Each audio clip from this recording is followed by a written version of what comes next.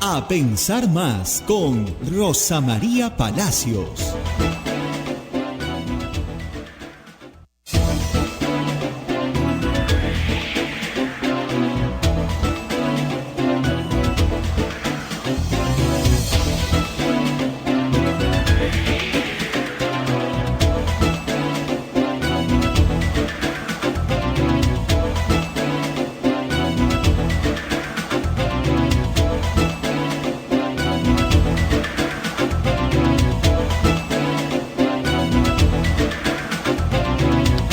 Señoras, señores, muy buenos días, bienvenidos a Pensar Más con Rosa María Palacios desde Radio Santa Rosa para todo el Perú.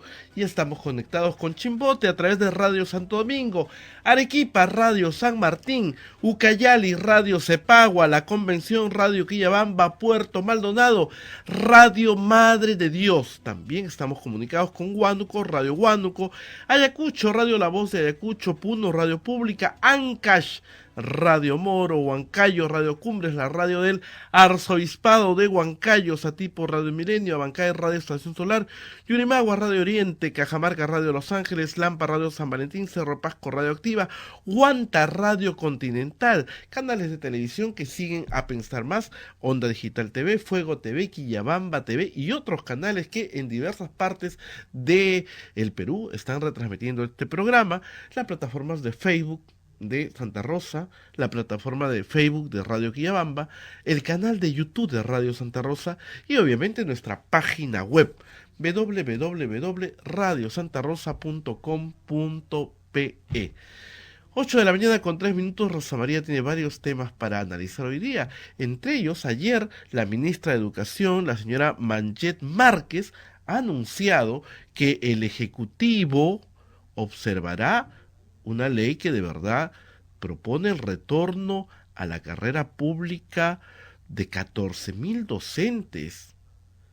14.000 docentes que fueron cesados el año 2014 y fueron cesados porque no querían dar examen y algunos que dieron desaprobaron. No se puede atentar de esa manera contra la educación de nuestros niños. El Congreso, no sé en qué barbaridad está pensando, que apruebe una ley así con 101 votos. La señora ministra de Educación ha dicho que va a conversar con los congresistas para que cambien, o si no, el Ejecutivo la va a observar.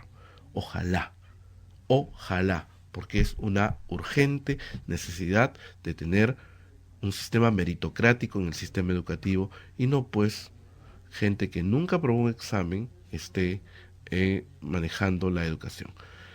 Rosa María también va a analizar hoy día, me imagino, nuevamente el señor Alejandro Soto. Está todos los días el señor presidente del Congreso está. Ayer el congresista Montoya, Jorge Montoya, ha pedido la destitución del señor Alejandro Soto. Le ha dicho, usted debe dar un paso al costado y que venga otro, que venga el que sigue. Y el congresista Aragón, uno de los congresistas que ha sido afectado por los insultos, recuerdan que al congresista Aragón le decían, los trolls del señor Soto le decían Aragán, ¿ya? El señor Aragón ha dicho que el señor Soto ha incurrido en prácticas delictivas. ¿No? También ayer se vio el caso Odebrecht. Algunas personas dicen, ya se cayó el caso Odebrecht. Ayer el Poder Judicial no admitió los testimonios, ya se había dicho esto, de Marcelo Odebrecht en el juicio contra Ollanta Humala y Nadine Heredia, ¿no? Esto Rosa María nos va a explicar al detalle, ¿no? Y en este grupo de noticias también hay que decir una noticia muy triste. El día de ayer ocurrió una tragedia en la zona del Braen. Hubo un operativo antidrogas, el cual nos ha dejado cinco miembros de las fuerzas del orden fallecidos. Esto es una verdadera pena, una verdadera tragedia que esté pasando esto. Así es que de todos estos temas desde la ministra Manget de Educación hasta este tema del BRAEM, pasando por el señor Alejandro Joto, Rosa María nos analiza esta mañana. Muy buenos días, Rosa María, ¿cómo estás? ¿Qué tal? Estamos listos ya para empezar el programa, son las 8 de la mañana con 6 minutos, todos los días nos esperan muchas noticias, Rosa María, para tu análisis. Adelante, buenos días. Muy buenos días, Abel, acá una mañana un poco accidentada, pero acá estamos para empezar el programa, como siempre, haciendo la mención correspondiente de nuestros auspiciadores. La Pontificia Universidad Católica del Perú es la universidad número 1 del país en el cumplimiento de los Objetivos de Desarrollo Sostenible, de acuerdo al ranking Times Higher Education 2023. Este logro refleja nuestro compromiso por la construcción de una ciudad inclusiva, segura, resiliente y sostenible. Visítanos en puc.edu.pe. Palestra Editores presenta el libro Justicia Climática y Vulnerabilidad y Protección, una contribución importante a la discusión sobre la justicia climática y su relación con los derechos humanos y la distribución de recursos. Sin duda, una lectura fundamental para aquellos interesados en la ética y la política del cambio climático, así como para aquellos que buscan soluciones justas y equitativas para abordar este problema global. Encuéntralo en palestraeditores.com o escribe al WhatsApp 9935-54971. Y también tenemos una conferencia que se va a celebrar en estos días y la cual estamos anunciando a través de Radio Santa Rosa. Abel siempre me la pasa porque si no me olvido. Seminario, negociaciones políticas, los días 7, 12, 14 y 19 de septiembre. Sábado 9 de septiembre tiene como expositores a Francisco Miro Quesada, Richard Arce, Jaime Lertora, Marisol Perestello, Aníbal Sierralta, Eloy Marchán, Juan de la Puente. Convenio con Brasilcom, la Universidad Federal do Río Grande do Sul y el SIAC. Teléfono del SIAC 996-057-321. Muy bien. Y usted, que nos ve todos los días, también nos puede ayudar colaborando con la radio a través de las billeteras electrónicas. Usted ve, a ver, ¿cómo hacemos? Ahí, ese QR, ahí está, ese QR es el que tiene que capturar en su teléfono y hacer una donación a través de cualquiera de las billeteras electrónicas que hay en el Perú. Y si no tiene billetera electrónica, el sistema PayPal funciona muy bien, es muy seguro. Las instrucciones están en www.radiosantarosa.com.pe. Muy bien, empezamos un poquito tarde esta mañana y hay mucha noticia. Vamos a hablar más adelante de los limones, no se preocupen. Vamos a hablar de los precios, en realidad, de los productos de consumo que vienen del campo. Pero antes tenemos que lamentar una triste noticia. Ayer una tragedia, nuevamente en el BRAEM. Nuevamente, porque esto ya es, como ustedes saben, recurrente. Cada cierto tiempo tenemos que informar la misma noticia. Una patrulla se enfrenta a lo que son delincuentes narcoterroristas, porque en realidad, sobre todo son bandas de chalequeo del narcotráfico. Esto ha sido el día de ayer, en la madrugada. Hay 5 efectivos fallecidos, 4 del Ejército, 1 de la Policía Nacional, 2 delincuentes abatidos también, había un enfrentamiento, 3 heridos de consideración. Y la pregunta que uno se hace es, ¿por qué? ¿Por qué? Esta zona, San José, es una zona que es conocida, es una zona donde ya se patrulla integradamente, como vemos, policía y Fuerza Armada. ¿Cuál fue el error y el descuido, no? Las bandas de narcos, en realidad, lo último que quieren es encontrarse con la policía o con las Fuerzas Armadas, porque quieren hacer su negocio en la oscuridad, en la clandestinidad, ¿no? Lejos de la mirada de la vigilancia. Ir a buscar a la policía es algo que no hacen. Se encontraron ayer, lamentablemente. ¿Cómo y por qué se planeó el operativo? Esos detalles no lo sabemos. Pero por el momento, por supuesto, las condolencias del personal que heroicamente cumple una labor muy dura, porque es una zona muy agreste del país, muy olvidada, y que solo aparecen las noticias para contar este tipo de tragedias. Y si bien hay atención del Estado, porque sí la hay, y hay presencia del Estado. No se logra revertir el tremendo problema que genera el narcotráfico en esa zona de nuestro país. Muy bien, y pasemos a el colegio. Cuando usted manda a sus hijos al colegio, presume que el profesor va a saber más que sus hijos. Incluso aspira a que el profesor sepa más que usted, ¿no? Porque finalmente, para eso manda a los chicos al colegio, para que alguien que sí sabe le enseñe a los niños lo que usted no le puede enseñar, porque usted no estudió para enseñar niños, ¿verdad? Bueno, en esa esperanza, el Estado peruano y el Ministerio de Educación, desde hace 2 décadas, viene trabajando en tratar de que la docencia en el Perú esté lo mejor calificada posible. Ese es el espíritu de las normas, la defensa de los niños, poner a los niños primero, no a los adultos, a los niños y adolescentes primero, porque un niño y un adolescente frente a un adulto que le enseña, ¿no es cierto?, es la parte débil de la relación, no tiene cómo defenderse contra una mala enseñanza. Por eso, por cuidar a los niños y adolescentes, tenemos que calificar a los docentes. Los docentes tienen que ser calificados de la mejor manera posible.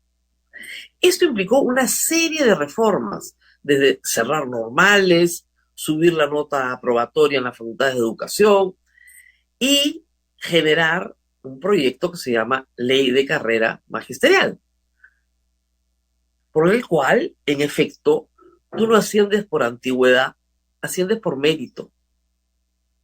Y tú no ingresas a la carrera porque estudiaste educación, ingresas a la carrera porque tienes que pasar un examen.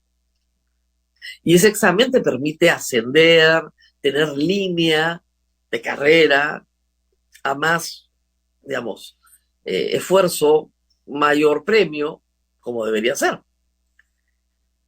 En el año 84, en uno de los actos más irresponsables, y 86, 87 también, de los gobiernos de Belaúnde y luego de Alan García, se permitió el ingreso a la carrera magisterial de personas que no tenían título educativo.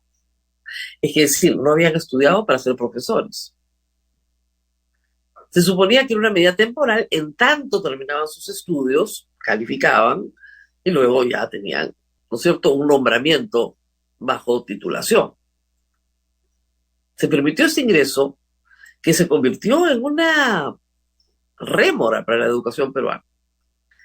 En el año 2014, ya con la carrera, se les permite dar examen. Es decir, si usted se quiere quedar, señor, de examen,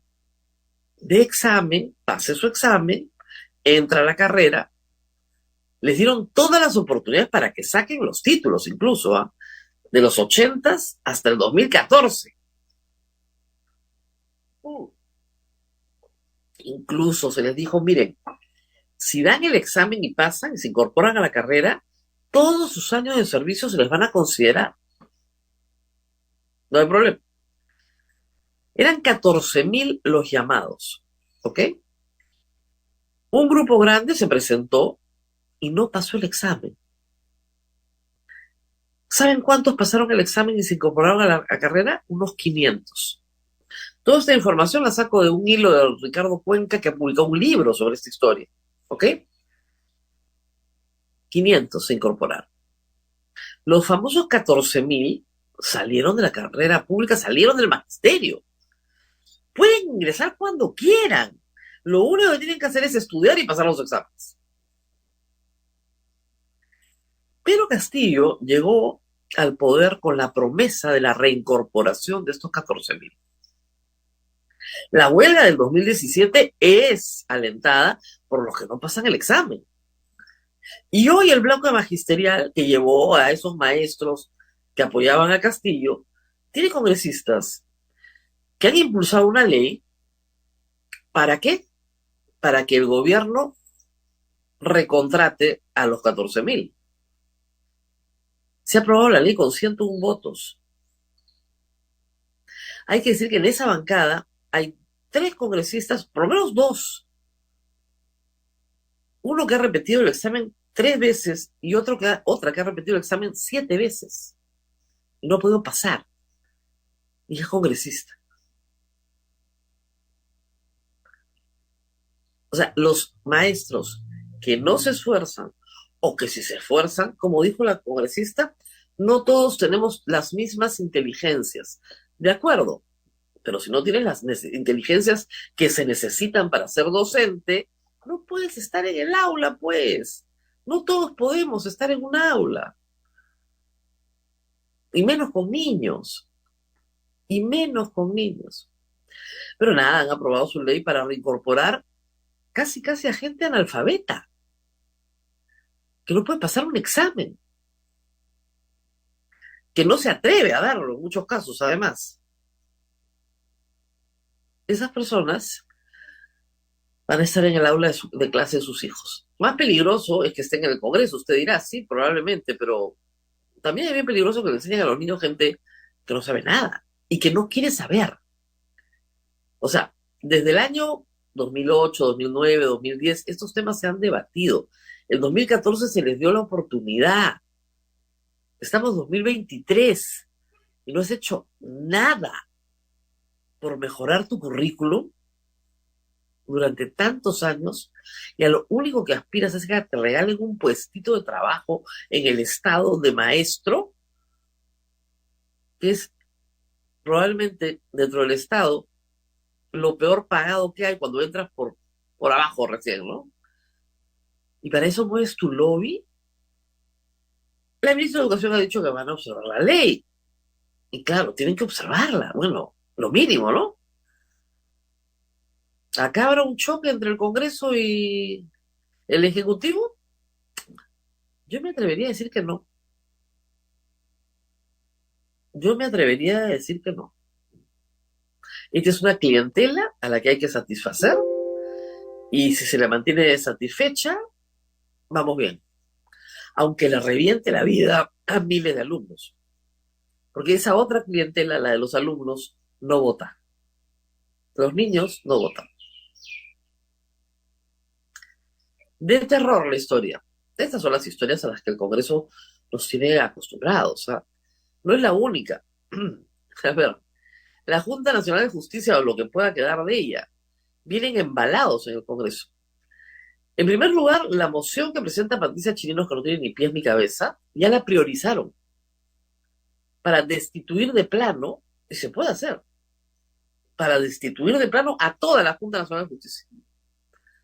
Porque no les gusta que el señor Vázquez diga que hay que responder con independencia, o no les gusta que la señora Inés tenga 78 años.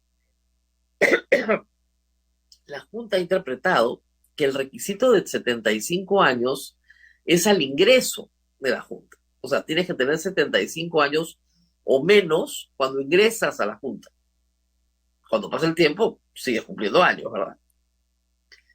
Y lo mejor que le puede pasar a la Junta es tener gente mayor. ¿Por qué? Porque la gente mayor ya no es abogado litigante, no está en la práctica profesional, está fuera de la práctica profesional. Entonces sus conflictos de interés desaparecen o se diluyen. Y eso es lo que en el Congreso no puede soportar. Pero si no les liga con la moción de la señora Chirinos para destituir a toda la Junta Nacional de Justicia, cosa en la que hay consenso con los de Perú Libre también, ¿ah? Los detestan, pues. Van a hacer una norma en la Comisión de Constitución, donde la señora Moyano también está embalada, para hacer, ¿cómo es?, una interpretación constitucional y decir que está prohibido que alguien mayor de 75 años integre la Junta. Entonces no podría postular nadie que tenga más de 70. ¿Por qué? Porque en algún momento cumplirá 75 años, porque el mandato dura 5. Esto es tan absurdo, todo con un nombre propio, una porquería es la que hacen en el Congreso, todo el tiempo están en la cochinada de ver cómo controlan esto y cómo controlan aquello, de la peor manera posible. Y claro, no hay elecciones, como les contaba ayer, no tenemos elecciones en el horizonte hasta el 2026. Y como la única forma en la que entienden es al costo electoral, no entienden de otra forma, van a seguir haciendo cochinada y media durante los próximos 3 años. Y después de quien dice que no, que el adelanto de elecciones es una tontería. Es nuestra única salvación para salvar lo que poco que queda de la democracia. Y por supuesto, regresar con un Congreso que se recompone cada 2 años y medio. Porque si no tienen elecciones, no tienen ningún incentivo para portarse bien. Y tienen todos los incentivos para medrar del Parlamento de la República, que eso es lo que hacen normalmente. ¿Qué más me estoy olvidando de las noticias? Porque qué bárbaro para ver malas noticias. Ayer hice una lista El que la caso tengo por acá. Odebrecht, ¿Perdón? el A ver. tema del juicio a Ollanta Ah, Humala. un mal. A ver, vamos. Es que quería terminar con el Congreso porque había una más. Creo que había una más, porque era una cosa de locos ya. Ah, ja, no, no me debo olvidar de esto, por favor. El señor Balcázar, congresista de la República, ha presentado un proyecto de ley para que las licencias a las universidades sea perpetua, indefinida.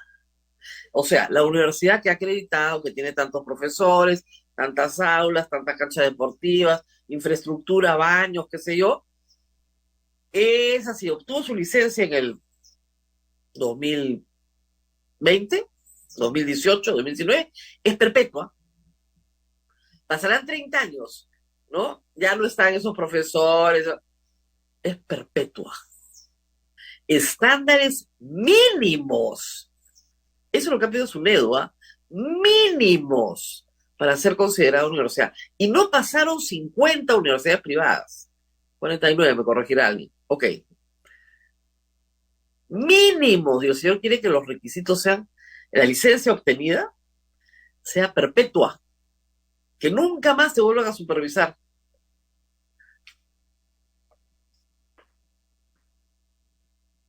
¿Ah?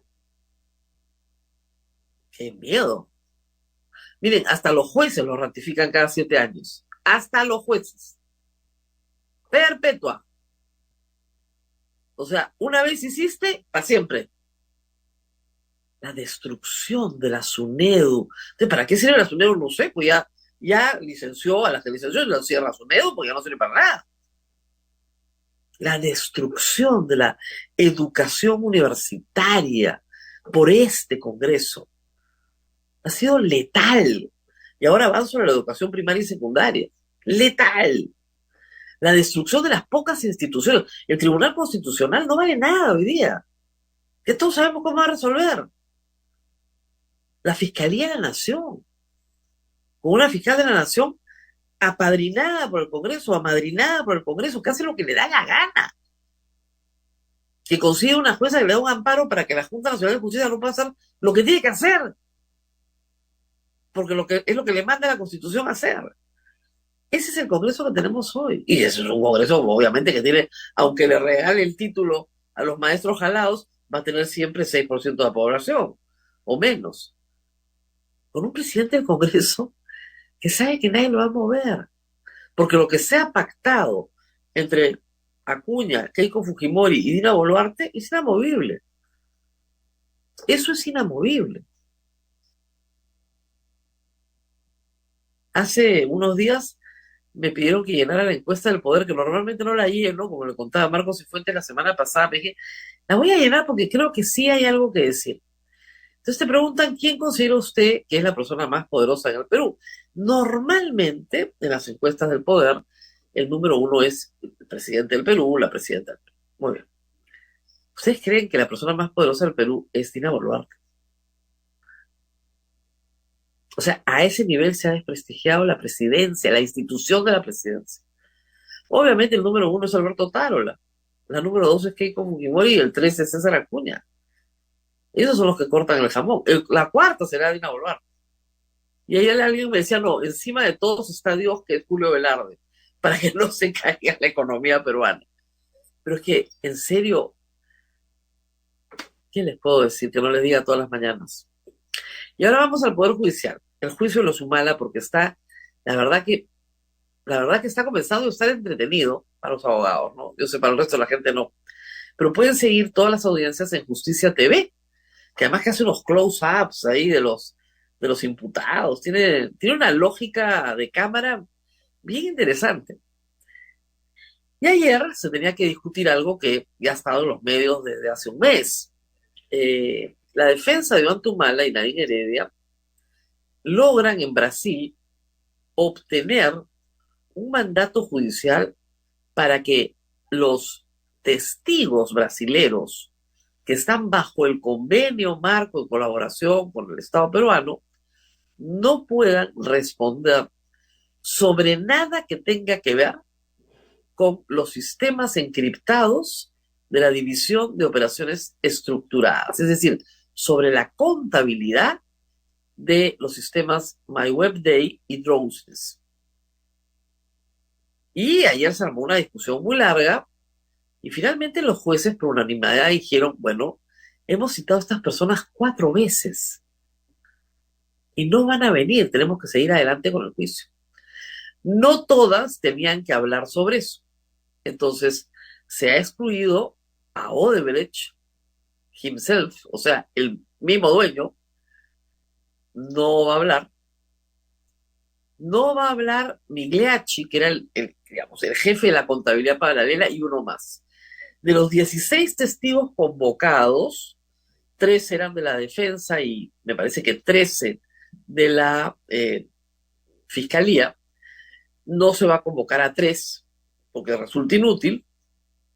Se van a convocar a los demás, vamos a ver si se presentan o no. Hoy se discute el caso especial de Barata, porque Barata no solamente puede hablar de eso, sino puede hablar de la relación para hacer los pagos. ¿Ok? Entonces, no es que el caso se destruya, es que algunas personas que tienen relación, o se les iba a preguntar, por la contabilidad, no van a poder participar. Pero entre los testigos que presenta la defensa, están los testigos que van a hablar de la contabilidad de Odebrecht y el peritaje que le hicieron para que el sistema judicial brasilero declarara nulo todo lo que proviene de esa fuente. Porque es una fuente que está, manchada. Y está manchada porque se ha probado la manipulación del sistema para poner o para sacar gente. Entonces la prueba no es válida. Puede ser una referencia para los jueces en el Perú, sí, una referencia documental, porque no se ha declarado inválida en el Perú. Pero es bien difícil que un juez le dé mérito a una prueba que una Corte Suprema, que ha visto el caso también, no le da mérito. Bien difícil. Ayer la doctora Romy Chang hizo una frase que a mí me gustó, que es, este caso está anoréxico. De verdad, le falta carne, ya es huesito y pellejo. Porque al desacreditar el sistema, y siendo esa una de las pruebas más importantes del proceso, no puedes acreditar ni siquiera la donación, salvo por los dichos de las personas. No hay ninguna contabilidad que acredite eso. Y eso va a beneficiar los casos de Keiko Fujimori y probablemente también el de Susana Villarán, por lo menos en el extremo de Odebrecht. En este caso hay otras cosas también, hay otros testimonios, otras imputaciones, pero la principal imputación de el fiscal Juárez Atoche se le está viniendo abajo. La cara que tenía ayer, gracias a Justicia TV, la cara que tenía ayer, porque se le iba el caso, se le iba delante suyo, se le iba por el caño. El juicio oral todavía va a durar un tiempo, son audiencias semana tras semana tras semana, tienen meses ya, pero es el más adelantado de todos, considerando además que Nadine Heredia está investigada desde el 2014. El escándalo de las agendas que montaron es del 2014, estamos en 2023. Y probablemente el caso termine en 2024, juicio oral. Se emite sentencia, obviamente todos van a apelar, porque si no le dan la razón a la fiscalía apelará, y si no le dan la razón a la defensa apelará, y de ahí calculen ustedes 6 meses más ante la Corte Suprema. fines del 24 tal vez hay una sentencia. Pero todavía hay juicio, ¿eh? No se ha caído el juicio, ni se ha quebrado el juicio continúa. Hay otros testigos, otros documentos, etcétera. Y se irá yendo poco a poco. Mi conclusión en esto es, como ya se las he explicado varias veces, que es que la fiscalía se complicó la vida, haciendo un mega caso donde no había de dónde agarrarse para probar un delito que no es delito. Tenían que hacer un mega caso porque si no, ¿cómo probaban un delito que no es delito? Todavía la Corte no ha entrado al fondo del asunto, que es discutir si una donación a una campaña recibida en el año 2011 constituye un acto de lavado de activos. Porque los receptores sabían o podían presumir que la fuente era ilícita, pero proveniente de un delito. Eso hasta ahora la Fiscalía no lo ha podido probar. La recepción sí, con la documentación de MyWeb, de y Drosel, pero ahora se les acaba de caer eso. No sabemos qué valoración documental le dará la Corte, eso no lo sabemos. Pero el caso, pues, está esquelético, no hay de dónde colgarse. ¿Es posible una absolución total? En este momento sí.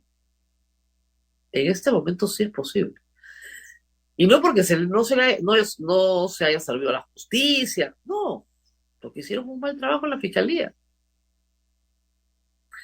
Si estos casos no tienen condena, es por responsabilidad de la Fiscalía.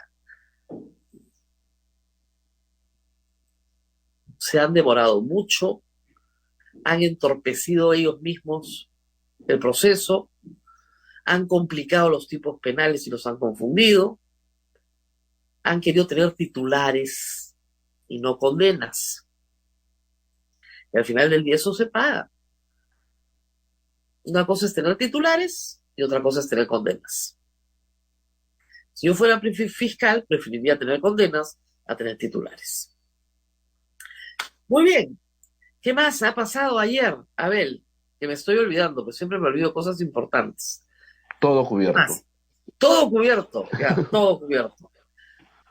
Ay, es que ya les digo, a veces, como decíamos con Marcos y Fuentes, contar las noticias en el Perú es casi como contar la misma noticia en distintas versiones. O sea, ¿qué nuevo abuso del Congreso vamos a soportar? Ya ni idea. Ni idea, porque ya cada día es peor. ¿Qué nuevo acto de desgobierno, ¿no es cierto?, tenemos que soportar los peruanos? Porque no hay gobierno. O sea, pero no hay, pues, ¿no? Y por esa razón usted tiene que comprar limones a 15 soles el kilo. Y claro, el ministro de Agricultura ha dicho que si no hay pan, buenas son tortas, ¿no? Eso lo dijo María Antonieta. Ha dicho que coman, ¿cómo es? Chicharrón. Chicharrón. Sin salsa criolla, porque tiene cebolla y tiene limón. No, ni hablar. No, olvídense de la salsa criolla. Ay, Dios mío. Vamos a la pausa, Abel, ya estamos con Eduardo Segarra, él es experto de grade, justamente en agricultura. Y usted querrá saber por qué está pasando esto nuevamente. Y además querrá saber cuál cíclico es que algunos productos eleven sus precios y por qué. Vamos a la pausa y regresamos para aclararle todos esos misterios. Así es, Rosa María, vamos a la pausa agradeciendo a Palestra Editores el sello de los buenos libros en Derecho que presenta a la comunidad jurídica su nueva colección Diálogos Europa-América, la cual busca visibilizar y fortalecer la construcción de un discurso común sobre el derecho entre Europa y América. Revisa los títulos disponibles en palestraeditores.com o escribe al WhatsApp 993-554971. Vamos a ir a la pausa y volvemos con el doctor Eduardo Segarra, investigador principal de GRAD.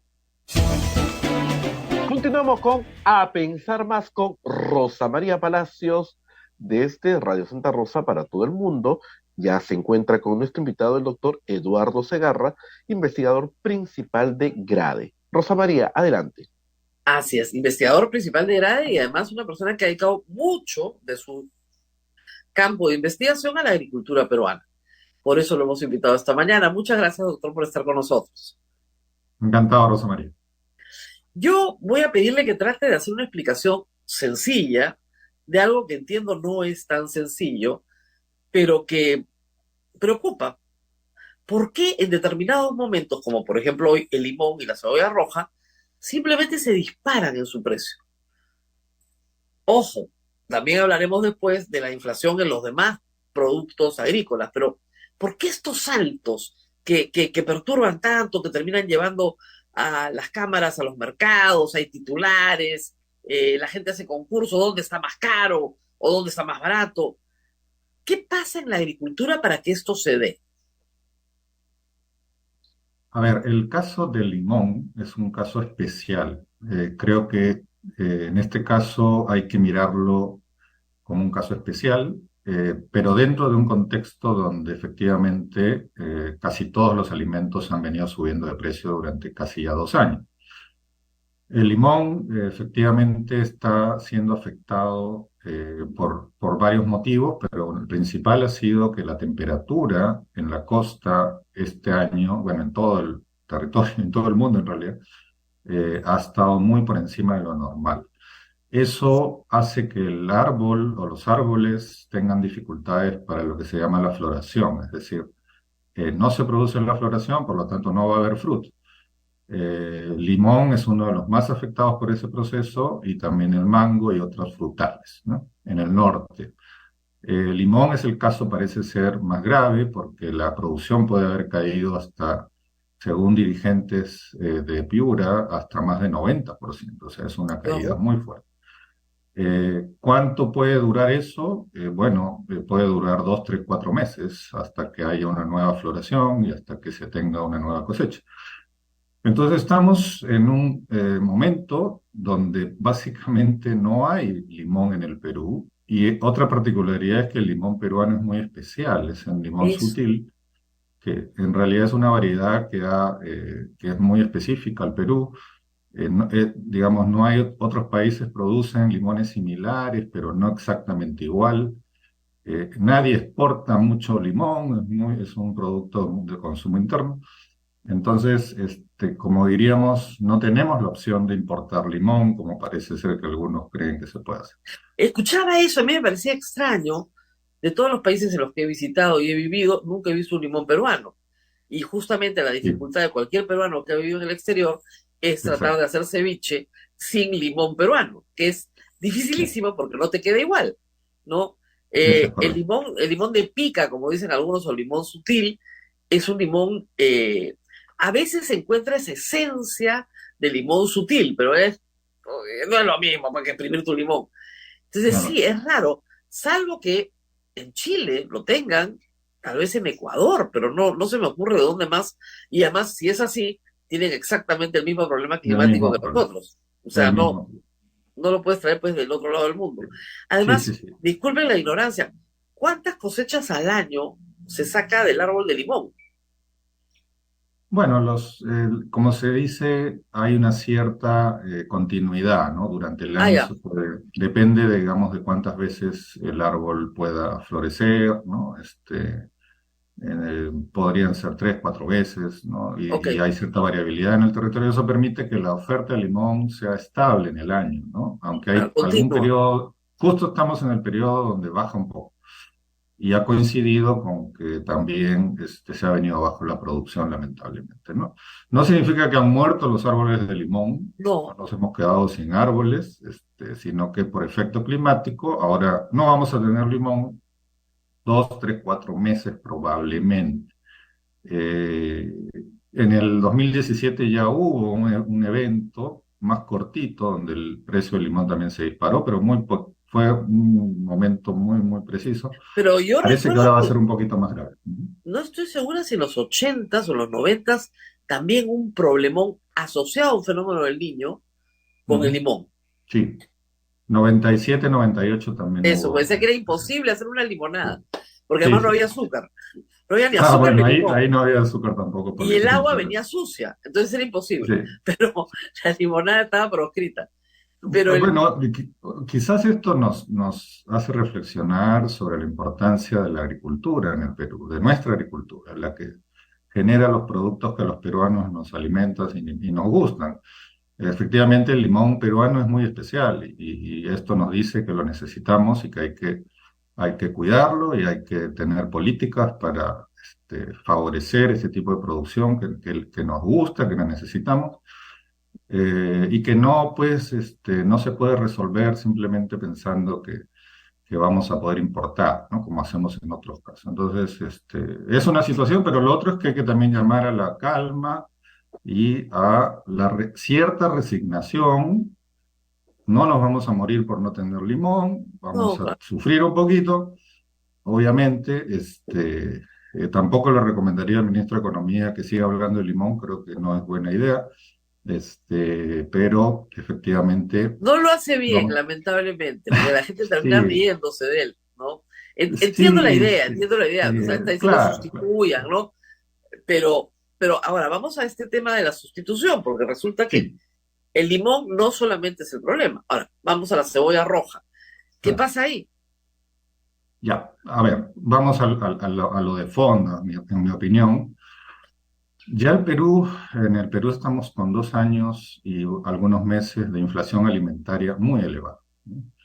Llegamos hasta 15-16% el año pasado de inflación anual alimentaria y este año estamos en 11-12%. Eso es un impacto muy, muy fuerte en los hogares, sobre todo más pobres y vulnerables. Estimamos que su capacidad de compra de alimentos se ha reducido más de 20% en todo este periodo, mientras que los ingresos están totalmente estancados porque nuestra economía está bastante parada. Eso entonces implica un contexto duro de deterioro alimentario de varios millones de peruanos. El año pasado ya Perú apareció con el primer país con más inseguridad alimentaria en la región. El año pasado la pobreza monetaria aumentó, pero aumentó mucho más gravemente el deterioro alimentario de muchos hogares. Entonces, en ese contexto, ¿qué ha estado detrás de eso? También podemos discutir, pero básicamente han habido 2 o 3 procesos que han agravado la crisis agraria. El primero fue el COVID, ¿no? que golpeó. Luego vino la crisis de fertilizantes, como todos sabemos, muy mal manejada, ¿no? Pésimas decisiones gubernamentales. Y lo último que ocurrió, que ha sido también bastante grave, es la crisis climática, con una sequía muy dura en la sierra y el niño costero que estamos teniendo este año. Todo eso, si lo sumas, la producción agropecuaria este año, según el Ministerio de Agricultura, ha caído 5% en los primeros 6 meses, la agrícola ha caído en 7,5%. Eso hace que tengamos menos producción de casi todos los productos de consumo Ahora, nacional. acá hay algunas preguntas que a mí siempre me confunden. Después vamos a revisar los fertilizantes de todas maneras, pero sobre los precios. Siempre se ha dicho que el campo subsidia a la ciudad. O sea, que lo que termina recibiendo el agricultor es muy poco por lo que produce.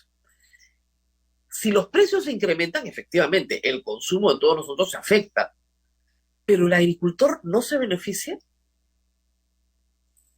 Algunos agricultores podrían beneficiarse, pero la gran mayoría no se beneficia, por varios ¿Por motivos. qué? ¿Por qué no llega el beneficio al agricultor? Sí. Uno primero es que muchos de ellos han perdido tal cantidad de producción, porque tienen menos producción, menos rendimiento, que la cantidad que van a vender es mucho menor que lo que vendían normalmente, aun si sube el precio, ¿no? Claro, Esa es una especie de no llegas. elasticidad, no compensa, no pueden cubrir sus costos, terminan perdiendo más plata que antes. Pero el otro motivo, Rosa María, es el sistema de comercialización muy malo, muy ineficiente que tenemos, donde los comerciantes tienen la sartén por el mango y controlan los sistemas de comercialización y se apropian de la gran parte del aumento del precio. Este aumento Claro. de precios no necesariamente va a nuestros productores.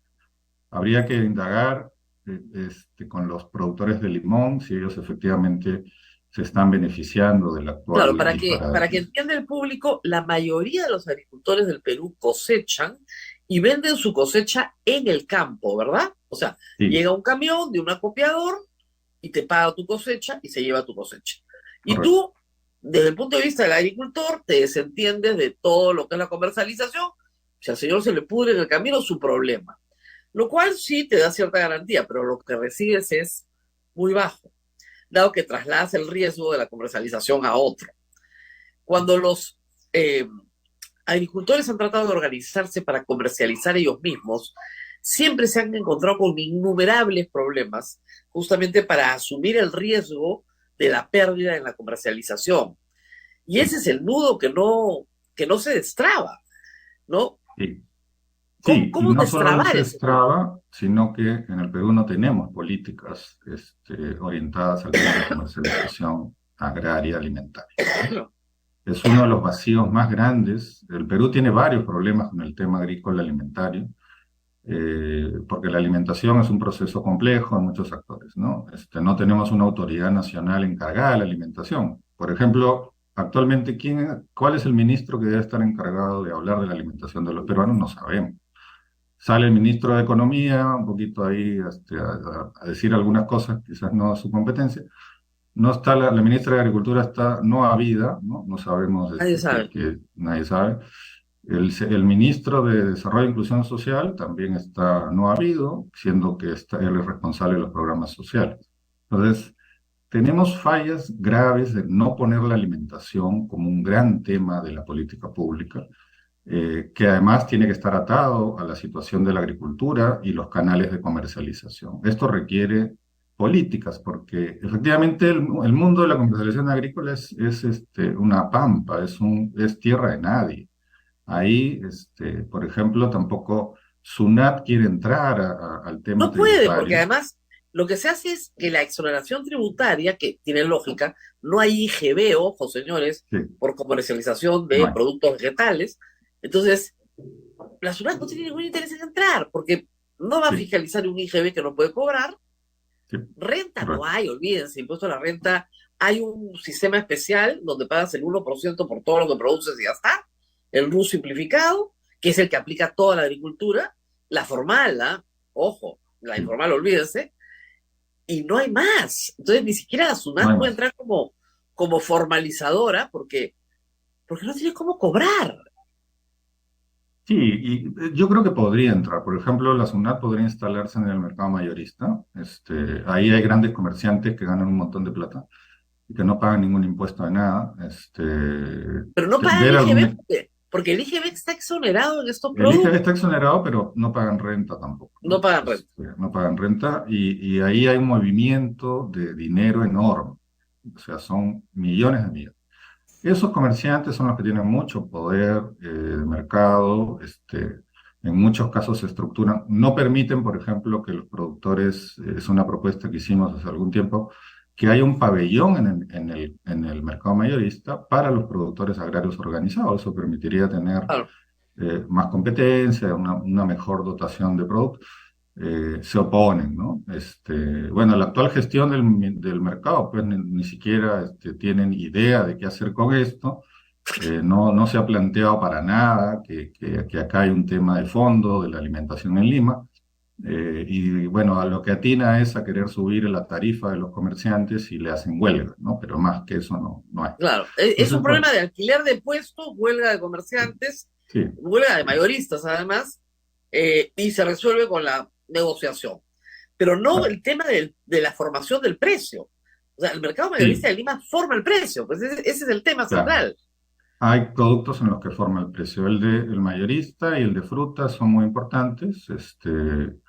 Y bueno, Lima tiene 10 millones, Lima Callao, 10 millones y medio de consumidores, un mercado gigantesco, ¿no? Entonces, Claro, no tener políticas ahí también nos pasa factura, ¿no? Ahora, si tuviéramos algunos mecanismos más de control, por ejemplo, se podría entrar incluso a intervenir selectivamente en el mercado de limón para evitar que esta enorme escasez sea aprovechada por algunos actores que van a obtener ganancias enormes, aprovechándose la necesidad de la gente, ¿no? Pero no tenemos, no hay, o sea, es una pampa, tierra de nadie, nadie controla, nadie regula, y creo que ahí hay uno de los problemas por los cuales este tipo de problemas no se enfrentan. Ahora el limón es la punta del iceberg, ¿no? Claro, Debajo de eso está todo un sistema de abandono de la agricultura, de falta de políticas, y de claro, porque cero interés en la alimentación de la gente. uno podría pensar que esta inflación que estamos pagando los consumidores al menos generaría un beneficio al agricultor, que siempre ha estado postergado, pero no, o sea, no funciona No, así. Y quería no. regresar al tema de los fertilizantes, porque me parece muy valiosa la experiencia. Cuando estalla la guerra entre Rusia y Ucrania, efectivamente hay una subida de los fertilizantes y de los granos, por eso sube el pollo, pero es una subida que se manifiesta sobre todo el año pasado, marzo, ¿no es cierto?, del 2022, era el momento más dramático de la crisis, y por supuesto al Estado se le caen 4 licitaciones de fertilizantes. Ujú. Al final creo que no se compraron a través de esas Sí. licitaciones especiales, ¿ya? Pero ¿qué pasó con el campo mientras tanto? Porque hubo los que sí fertilizaron, hubo los que no fertilizaron, pero sobre todo hubo los que fertilizaron menos, ¿no es cierto? La campaña del 2022, ¿cómo se vio afectada en su productividad por la incompetencia del Estado para adquirir fertilizantes, que además no eran para todos, eran para los agricultores más pobres, entiendo, ¿no? ¿Cuál es Sí, el nivel de más o menos. afectación? Ya, ya, dos temas, ¿no? Bueno, primero que la compra de fertilizantes por parte del Estado fue una mala decisión desde el inicio. Incluso fue mejor que al final no se haga, porque iba a ser un desastre. ¿No?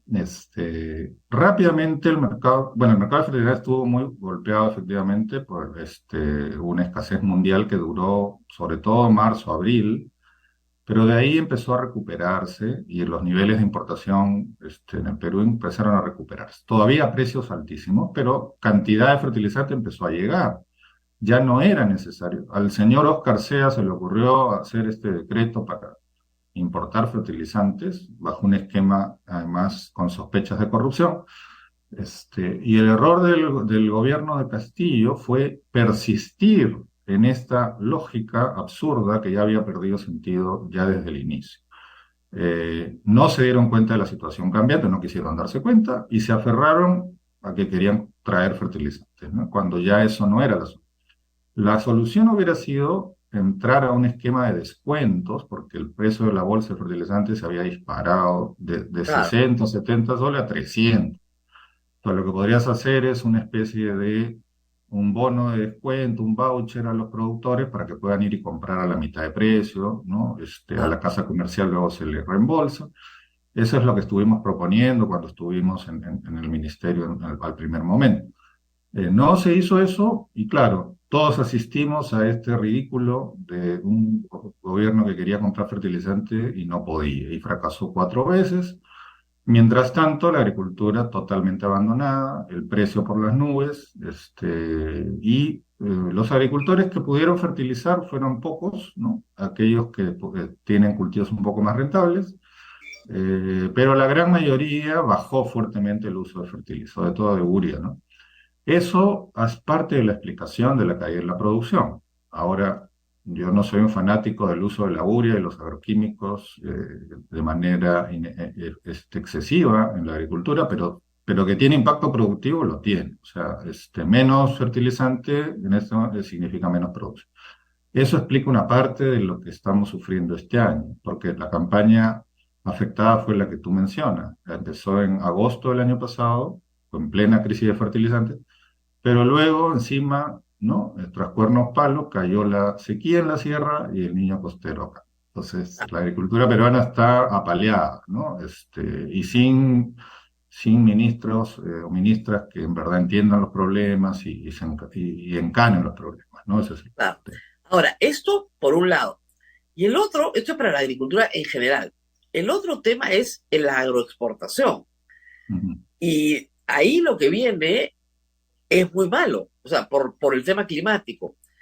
Eh, Porque ya lo hemos vivido en el Perú, esto ya ha pasado varias veces, es igual que en la pesca, lo que viene es malo porque el agua fría se va, entra la caliente, no hay anchoveta. ¿Qué va a pasar con qué está pasando con la agroexportación en este momento? Digamos, ¿cómo se ha defendido el 22, 23 y qué se le viene? Ya, a ver, el sector agroexportador ha tenido, digamos, algunos efectos negativos, pero también ha tenido alta capacidad de enfrentar la crisis, ¿no? Tienen mucho más capacidad financiera, tienen mercados diversificados, tienen una plataforma logística, pues, muy, muy avanzada. Y en general, digamos, en ellos, si bien hay efectos, ¿no? La capacidad de manejar eso es alta. Eh, en términos de lo que ha pasado hasta ahora, este año, por ejemplo, los niveles de agroexportación están normales, ¿no? No ha habido ese sector, además, por ejemplo, en el tema de fertilizantes, ellos usan otros mecanismos, ellos tienen sus maneras, combinan fertilizantes y usan mucho fertilizante líquido por el riego por aspersión y tienen todo un manejo, digamos, distinto, tecnológico distinto de estos temas. O sea, Entonces, tecnológicamente más limpio, me imagino.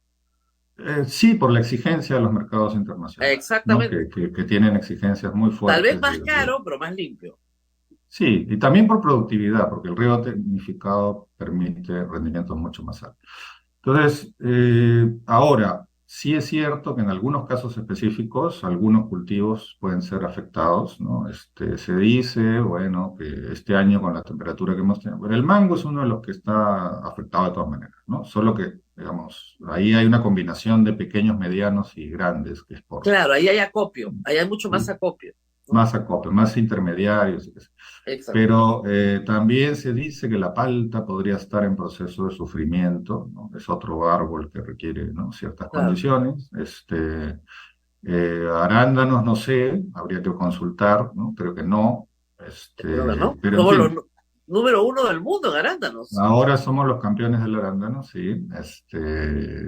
Pero bueno, ahí hay que ver, antes éramos campeones de paltas y nos ha ido pésimo con la palta, ¿no? El año pasado se vino el precio abajo.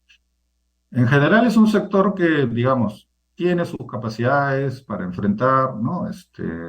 Tiene algunos elementos de afectación, pero yo diría que al lado del sector de agroexportación está la enorme agricultura familiar peruana, más de 2 millones de pequeños agricultores que está sufriéndola, pero por partida triple, ¿no? Y ahí es Claro, donde... porque ahí estamos ya hablando del último segmento, que es básicamente casi para llevar. O sea, es Sí, un poco para mm, la familia, sí, para el autosostenimiento y para vender también, para trueque, etcétera, pero que es muy pequeña, gente de menos de 5 hectáreas, ¿no?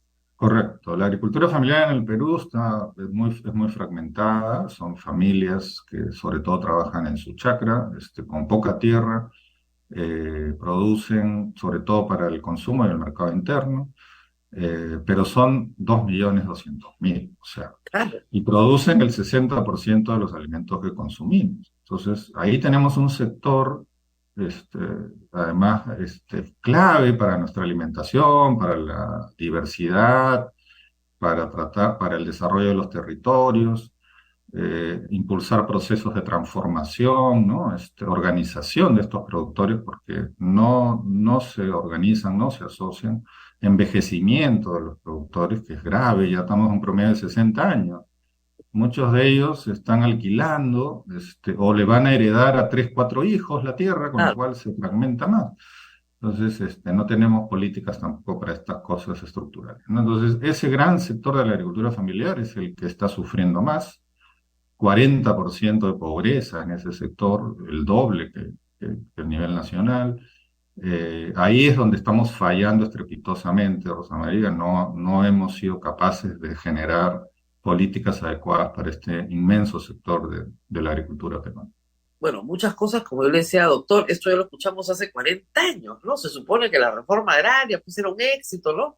Que todos estos problemas del campo iban a desaparecer con la redistribución de la tierra y lo único que hemos logrado es tener con normas especiales, gracias a Dios, una buena industria agroexportadora y el resto sumido básicamente en el minifundio. Eh, y no hay, a pesar de las ofertas de Castillo de una segunda reforma agraria, ninguna respuesta a eso. Y la agricultura necesita gran capital y su retorno es muy lento. Eso es lo que pasa. Tú puedes tener un magnífico año y puedes tener 9 años muy malos. Entonces, el retorno es lento y es intensivo en capital y en mano de obra. Con lo cual, parece que no hay mucha perspectiva para la agricultura peruana hacia futuro, ¿verdad? Ya, a ver,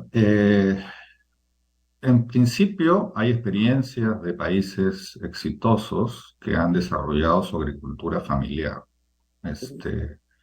Uno de los casos más emblemáticos en el mundo es el de Taiwán o el de Corea, dos casos donde toda la agricultura era de pequeña escala. O sea, nunca hubo agricultura de gran escala en esos países. En Japón tampoco.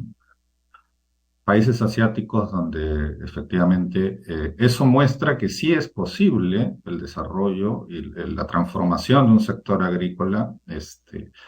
Como tú dices, toma tiempo, políticas y capacidades, ¿no? Para hacer eso. En esos países hubieron sistemas de extensión agraria muy potentes, ¿no? Sistemas de crédito, cooperativización de la comercialización, organización de los productores, etcétera, etcétera. Entonces, vías para desarrollar la agricultura familiar las hay.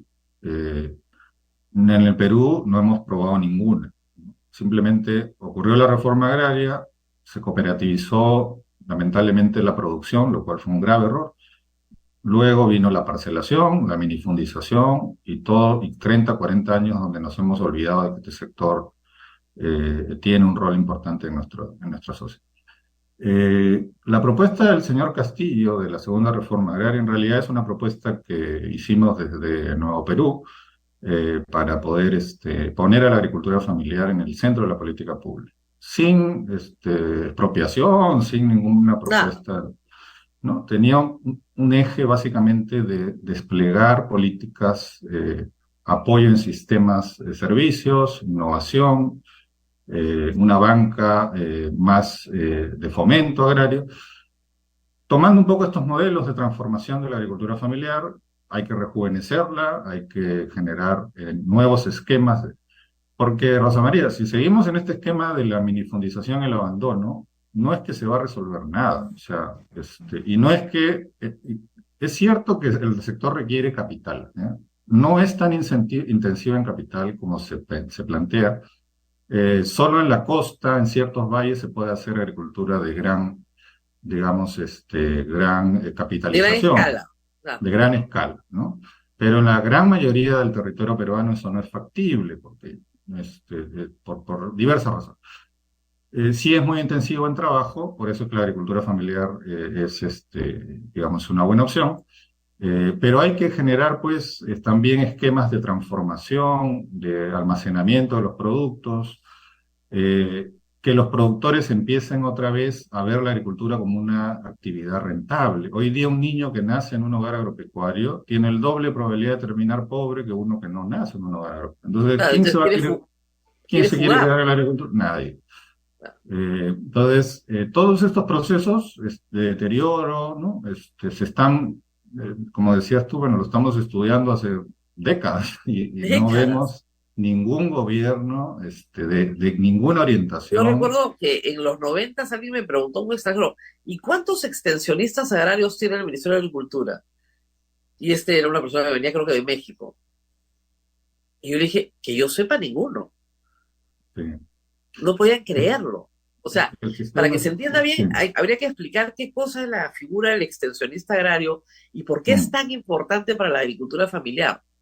Sí, no, el extensionista agrario es una pieza fundamental, es un técnico que está localizado cerca de los agricultores y que puede, efectivamente hace dos tareas. Una es la de la extensión misma, la capacitación, capacita en diversos temas, pero también asistencia técnica La asistencia técnica es cuando el productor enfrenta un problema y necesita una solución razonable, ¿no? Entonces el extensionista... Tiene la chigatoga negra. No, claro. Te dicen, no, ¿qué hago? No, ahora ese rol lo cumplen las casas comerciales con intereses en conflicto, pues entonces, porque le quieren vender su producto. Ahí hay un descuido enorme, creo que hubo un exceso de liberalismo, ¿no? Se destruyó el poco sistema de extensión pública agraria que teníamos, no se sustituyó por nada razonable.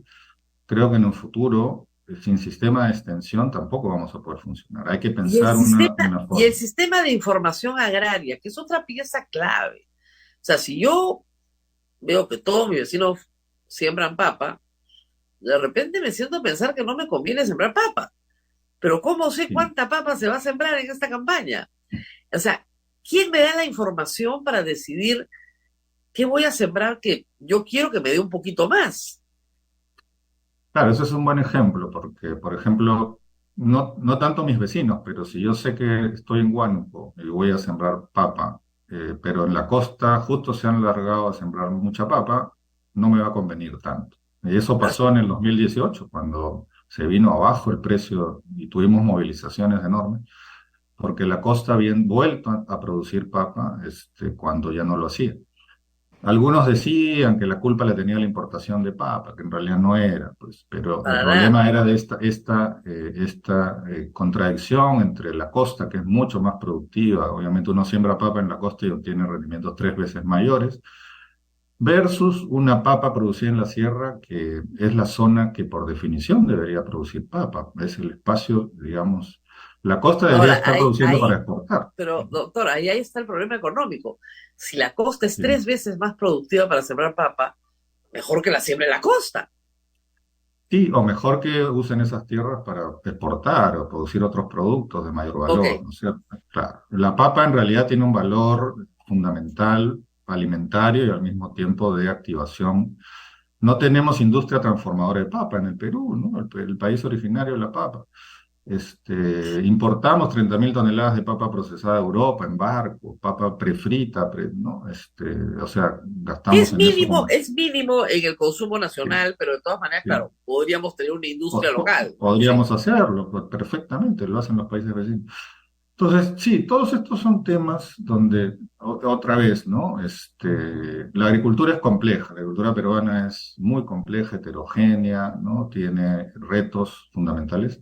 Lo que sí es cierto, Rosa María, es que no podemos obviar al sector de la agricultura familiar de la política pública, ¿no? Debe ser un actor central. Hay tareas ahí de largo plazo que tenemos que empezar a enfrentar. Por ejemplo, la capacidad de enfrentar fenómenos naturales está pésimamente organizado. O sea, te decía lo de la sequía del año pasado. El gobierno peruano fue incapaz de dar una ayuda mínima a estos productores golpeados por la sequía. Se demoró 3 meses en declarar la emergencia por sequía y cuando ya declaró emergencia no había recursos para hacer nada. Entonces solo se quedaron con su declaración simbólica de emergencia, claro, y de ahí pero vino el sin recursos. golpe y de ahí vinieron las protestas en el sur. Sí, Entonces, claro, no, no pasó to- nada. la protesta se montó sobre la sequía. O sea, Sí, claro, y al no final pasó. es un Sí. desastre, un desastre. Claro, no. Además, la extrema violencia con la cual este gobierno respondió ha llevado a un nivel generalizado de temor. Entonces, los Ah, productores agrarios ahorita están inmovilizados, paralizados. Por ejemplo, la ministra de Agricultura no se reúne con los gremios agrarios hace meses, no hay ningún canal de nada. Cuando se nos viene un niño global grave, ya tenemos niño costero. Entonces, ¿cómo organizarnos para enfrentar estos fenómenos si ni siquiera hay diálogo entre las autoridades con los productores? Al final, el telón de fondo es que en el Perú no hemos desarrollado dos grandes temas fundamentales, ¿no? ¿Qué hacer con nuestra agricultura familiar para transformarla, para desarrollarla? Y tener una política alimentaria, tener una política donde la alimentación de la gente ocupa un lugar central. Es otro gran vacío. Tú no sé qué autoridad del gobierno podrías entrevistar para que te hable de la alimentación, ¿no? ¿Dónde? antes el ministerio era Agricultura y Alimentación. Sí, un tiempo fue así, sí, muy Ahora es cortito. Desarrollo Agrario. Después de Desarrollo Desa- Agrario, ¿no? Desarrollo agrario, pero lo último que hace el Ministerio es desarrollo agrario, ¿no? Claro, y Desarrollo y Alimentación. Se han Pero vuelto claro, casi un ministerio parecido al MIDI, ¿no? Que se dedica a hacer bonos claro, y nada más, claro. ¿no? Más asistencialista que de política, Asistencia, claro, así es. más que política agraria. Y por el otro lado, nutrición está en manos de salud, pero con otro enfoque, con un enfoque más, ¿no? De salud pública, que eso es Así es. nutrición, que además hay que decir, en eso el Ministerio de Salud está muy atrasado también.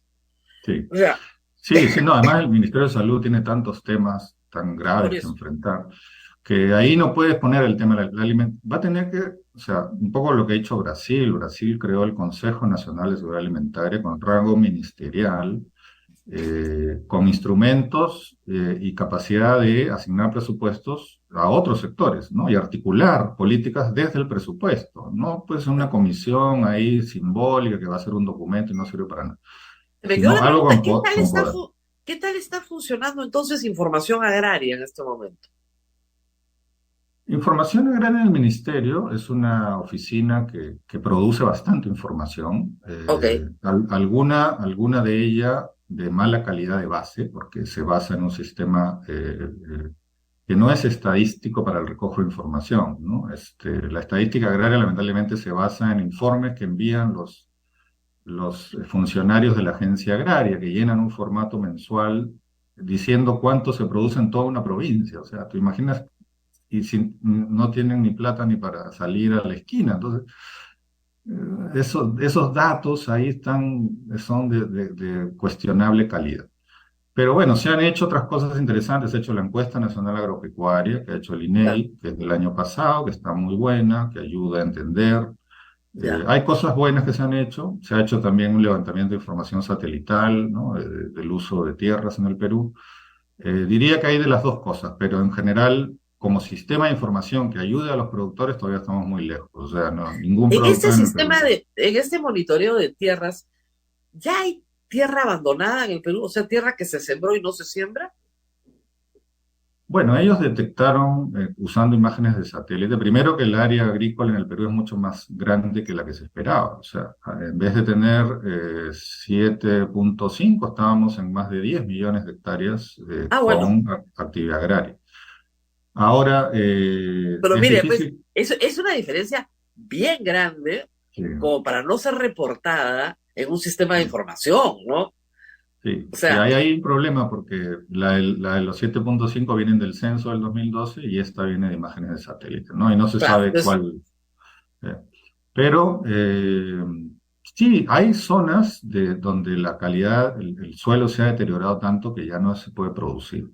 ah, bueno, Tenemos el gravísimo problema de la deforestación en la selva, donde la gente entra, deforesta, pero el suelo no dura mucho, su fertilidad se agota en 2, 3 años y se abandona. O sea, lo que hacemos con la selva es terrible. Eh, Tenemos muchos problemas con el manejo del suelo, estamos abusando y usándolo muy mal, deteriorando su calidad, erosión por mal manejo. Todo eso es otro gran tema, cero política. ¿Tú crees que el Ministerio de Agricultura tiene alguna política para los nunca he suelos en el escuchado Perú? nada. No tiene, ¿no? Chile la tiene, por ejemplo, ¿no? Hace años, una política con programas, Claro, porque el suelo es el suelo es el activo más importante, tanto como el agricultor. La fertilidad de ese suelo tiene que ser central, hay que protegerlo y hay que trabajar sobre esa base para poder asegurar nuestra seguridad alimentaria en el futuro, ¿no?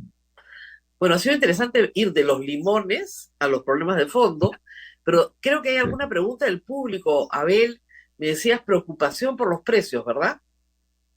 Así es, Rosa María, subirá el precio del pollo, se nos viene un fenómeno del niño costero. ¿Cuánto va a afectar esto a nuestra agricultura? Claro, y la pregunta sería para que le entienda en el consumo. Un niño costero, perdón, un niño global como el que enfrentamos, ¿cuánto va a significar en inflación alimentaria? Mm. O sea, ¿cuál es lo que podríamos esperar como una inflación alimentaria adicional a la que ya hemos tenido? Ya, a ver, yo mismo estoy un poco confundido entre cuál es el fenómeno climático que estamos atravesando, ¿no? Porque nos Todos dicen, estamos ¿no? confundidos. Se llama niño costero, pero parece ser que es un fenómeno global del calentamiento, ¿no? No, es que el Temperaturas niño significativas. costero es hasta abril. A Se partir de ahí ya supone. vino el niño global.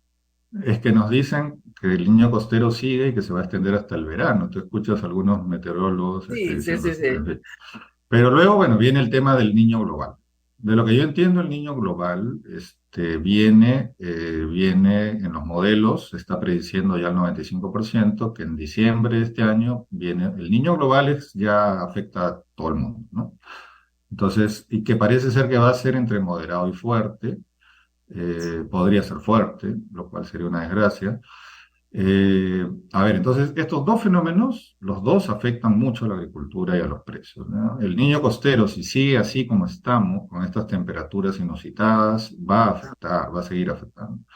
El limón es una muestra, pero va a afectar varias cosas porque las temperaturas son cruciales en la agricultura. 2 grados más es fatal para muchos cultivos. Y que en la noche no baje la temperatura, lo que tiene que bajar también es fatal. Si viene el niño fuerte, la cosa se complica aún más, ¿no? Porque vamos a tener sequía otra vez en el sur, sobre todo en el sur, en la Sierra Centro, y estas tremendas lluvias en la Claro, que costa además, norte. que si yo sé que tengo que, no sé, sembrar en diciembre, no voy a sembrar en diciembre, Sí, claro, no, y los bancos no van a prestar ni un céntimo ni un y nadie va a centavo. querer invertir. Por eso es que justamente nos quedan apenas 2, 3 meses para hacer algo, ¿no? O sea, para movilizar. Y ahí también la otra lógica falsa es creer que basta con meter cemento y movilizar maquinaria para prevenir los efectos de un niño. El tema central acá es organizar a la gente, es hablar con los agricultores, organizarlos por valles y tener estrategias, porque van a tener que asumir decisiones difíciles, cuánto Antes que se, sembrar. claro, El, que es el en el Estado fondo, peruano que es puede, sacrificar, muchas veces es sacrificar medio valle. claro, pero una cosa que se me ocurre que puede hacer el Estado, como lo ha hecho otras veces, es garantizar la producción agraria, decirle al productor, ya, yo sé que es un año difícil y vas a tener mucho riesgo, yo te garantizo un precio mínimo, Claro. tu siembra.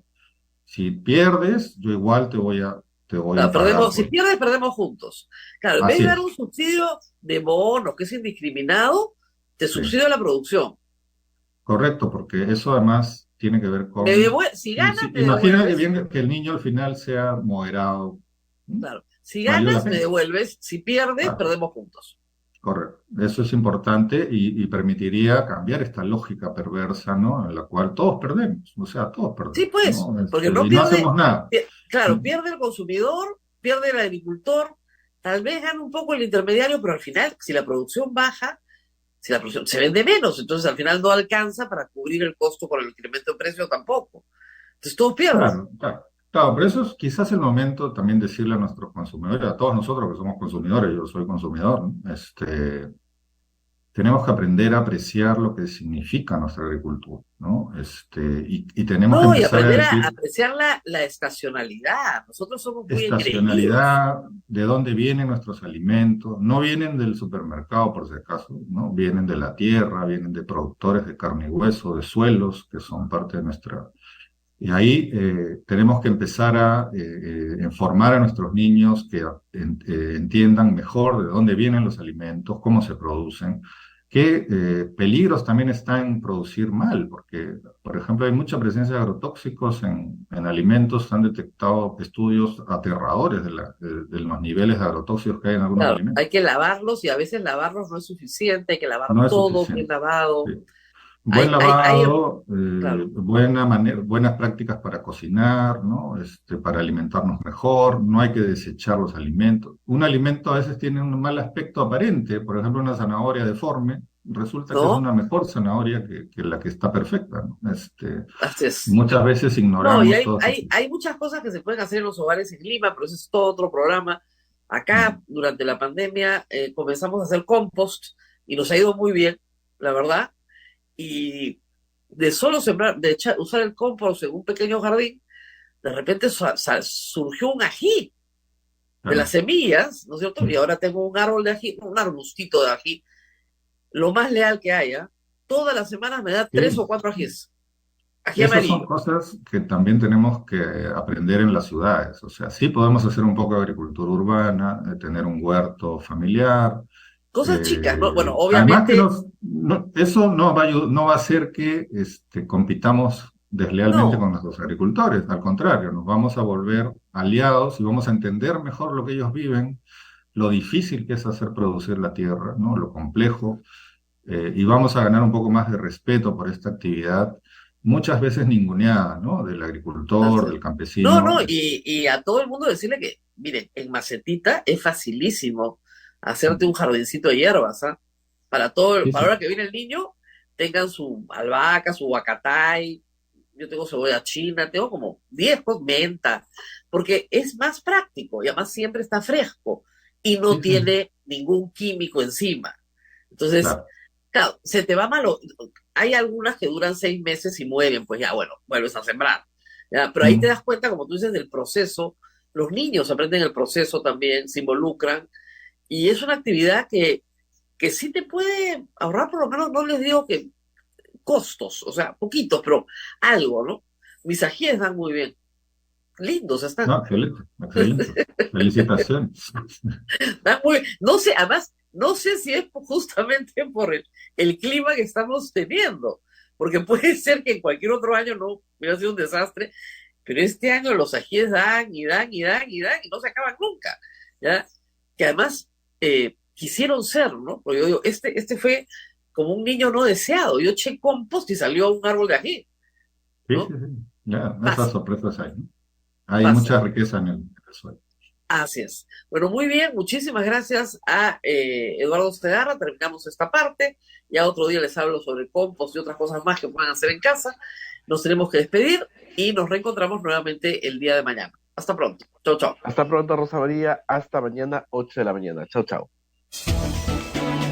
Hasta aquí, A Pensar Más con Rosa María Palacios.